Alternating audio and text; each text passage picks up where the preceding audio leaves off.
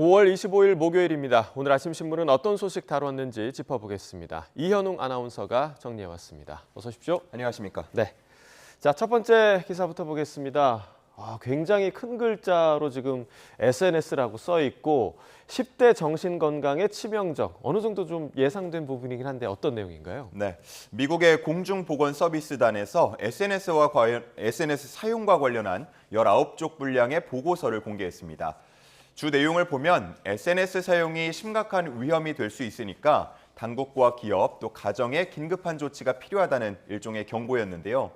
이렇게 보건당국 차원에서 SNS를 시급한 공중보건 문제로 규정한 건 이번이 처음입니다.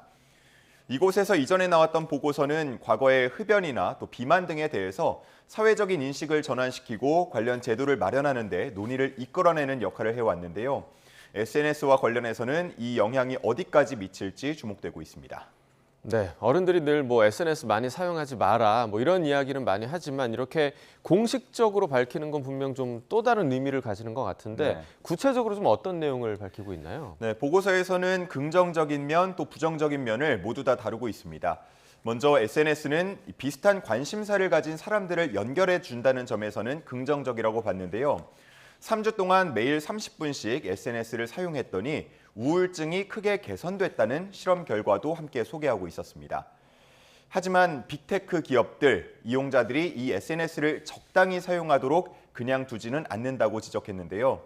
알림이나 자동 재생, 또 좋아요 표시 등의 기능을 통해서 최대한 SNS에 오래 머물도록 하고 있고요. 결국은 중독 상태로 유도한다는 지적을 하고 있습니다. 우리나라 중학생에 해당하는 미국의 8학년에서 10학년 학생들의 하루 평균 이용 시간을 보면 3시간 30분 정도 된다고 하는데요. 이를 SNS를 3시간 이상 사용하게 되면 우울증과 불안 증상이 2배로 증가한다는 지적도 함께 담고 있었습니다. 네, 이게 비단 청소년들에게만 해당할까 하는 생각도 좀 듭니다. 성인들도 마찬가지로 좀 경각심을 갖고 SNS를 사용하면 좋을 것 같습니다. 자, 다음 기사 보겠습니다. 자, 중앙일보 기사인데 또 지금 벌레와 관련한 얘기인 것 같습니다. 외래종 혹파리, 이건 또 어떤 벌레인가요? 네, 인도에서 처음 발견이 된 혹파리인데요. 지난 2008년 송도의 한 신축 아파트에서 국내에서는 처음 발견됐습니다. 어떤 경로를 거쳐서 국내로 들어온 건지는 정확한 경로 밝혀지지 않았는데요. 전국 신축 아파트들을 중심으로 빠르게 퍼져 나가고 있습니다. 그래서 아파트 혹파리라는 별칭도 있고요. 이 혹파리들은 주로 가구 내부의 곰팡이를 먹으면서 서식을 하다가 성충이 되면 틈을 통해서 밖으로 나오는 걸로 알려졌는데요. 그러다 보니까 고온다습한 환경인 해안가 도시 아파트를 중심으로 피해 사례가 늘고 있습니다. 네, 걱정스러운 거는 병을 옮기거나 사람에게 해롭진 않은가 이 부분일 것 같은데 어떤가요? 네, 혹파리는 사람에게 직접적인 해를 끼치지는 않는 걸로 알려져 있습니다. 하지만 크기가 워낙 작기 때문에 음식물이나 호흡기를 통해서 사람 몸에 들어갈 수 있고요. 또 집안 곳곳 사체가 수북하게 쌓여서 문제가 되곤 합니다. 앞서 말씀드렸듯 주로 신축 아파트에서 발생을 하다 보니까 건설사나 주민들은 외부 노출을 꺼리는 편인데요.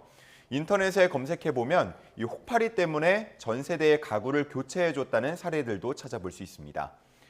한 전문가는 온난화의 영향으로 외래종이 국내로 유입되는 경우가 많아졌다면서 이 병원균을 옮기는 이집트 순모기 등이 유입이 되게 되면 심각한 문제를 일으킬 수 있기 때문에 대비가 필요하다고 말하고 있습니다. 네, 사람에게 해를 끼치지 않는다고 해도 이상 현상임은 분명하잖아요. 네. 분명히 좀 심각하게 받아들여야 할 부분인 것 같습니다.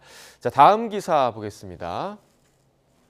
조선일보 문화면 기사인 것 같은데요. 영화 관객이 4년 만에 반토막이 났다. 그런데 티켓 값을 내리면 보러 가겠다는 분들 굉장히 많은가 봐요. 그렇습니다. 네. 지난 4월 극장을 찾은 관객 수부터 살펴보면요. 697만 명으로 나타났습니다. 4년 전, 그러니까 코로나 이전인 때와 비교해보면 절반 수준이었는데요. 왜 이렇게 발길이 끊겼느냐? 저희가 얼마 전에 영화업계 시각에서 이 문제를 바라본 기사 소개해드린 적 있는데 기억하시죠? 예. 그때는 인상된 티켓 가격의 문제라기보다는 볼만한 영화, 잘 만들어진 영화가 없다는 측면에서 접근을 했습니다. 그런데 이번에는 조선일보가 의뢰해서 4천여 명을 대상으로 한 설문조사 결과가 나왔는데 국민 10명 중 8명이요. 극장 티켓 값이 비싸다고 응답을 했고 영화관을 자주 가지 않는 이유로도 티켓값이 비싸서라는 응답이 가장 많은 것으로 나타났습니다. 네, 요즘 티켓값을 보면 주말 기준으로 일반관이 15,000원, 또 특수관은 뭐 2만 원 이상까지 하니까 뭐 연인이나 가족과 함께 보러 가려면 당연히 부담될 수밖에 없을 것 같아요. 네, 그렇습니다. 극장들은 영화 산업을 살리겠다는 명분으로 그동안 티켓 가격을 올려왔는데요. 하지만 유독 우리나라의 인상률이 눈에 띈다고 합니다. 같은 코로나 기간 동안 미국이 15%, 일본은 5.2% 정도 올랐는데 우리나라는 21.8%나 올랐다고 기사에서 전하고 있었습니다. 자, 그렇다면 대중이 생각하는 적정한 티켓 가격은 얼마일까요? 응답자 10명 중 8명꼴로 주말 2D 영화 기준 10,000원 이하가 적정하다고 응답하고 있었습니다. 이렇게 영화 티켓값이 오르는 사이에 주 소비층이라고 할 수 있는 2030 세대는 영화관 대신 미술관이나 박물관 등 전시회장으로 발길을 돌리고 있었습니다. 네, 아마 많은 분들이 느끼셨겠지만 영화값이 갑자기 비싸졌다 이런 느낌 굉장히 많이 받았거든요. 네. 그래서 저도 한동안 영화관을 좀 안 가기도 했는데 소비자 입장에서 좀 합리적 수준으로 좀 회복했으면 좋겠다 이런 바람을 좀 가져봅니다. 자, 다음 기사 보겠습니다. 자, 원하는 날의 입영을 90% 보장한다. 입대하는데 광크를 하고 있는 건가요, 지금? 네, 그렇습니다. 지금은 본인이 입영 날짜를 선택해서 입대할 수 있는 현역병 입영 본인 선택원 제도 선착순으로 운영하고 있습니다.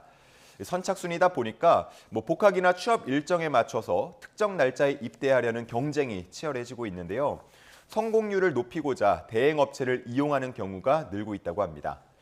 그러면서 기사는 돈을 써서 군대를 가는 우픈 상황이 벌어지고 있다고 지적하고 있었습니다. 사실 그 유명 가수들의 콘서트나 이런 것들은 대행 업체에서 예약을 대신해 준다 이런 건 들어봤는데 네. 군입대까지 한다는 건 좀 몰랐네요. 그러니까요. 네. 한겨레가 대행 업체에 직접 상담을 해봤는데요. 한 20-30만 원 정도의 수수료를 요구했다고 하고요. 예. 그러면서 이름과 주민등록번호, 공인인증서, 아이핀 정보, 또 휴대전화 번호 이런 개인 정보들을 일체 요구했다고 합니다. 성공률은 90% 된다고 소개를 했고요. 실패를 하게 되면 전액 환불해 주겠다면서 홍보를 하고 있었습니다. 병무청도 최근에 이런 사실을 인지했는데요. 대리 신청이 병역법 등에 저촉되는지 그 위법 여부를 검토하고 있다고 했습니다. 그리고 개인의 중요한 정보를 모두 넘긴다는 면에서 다른 용도로 악용될 가능성이 크다면서 지적하는 목소리도 함께 나오고 있습니다.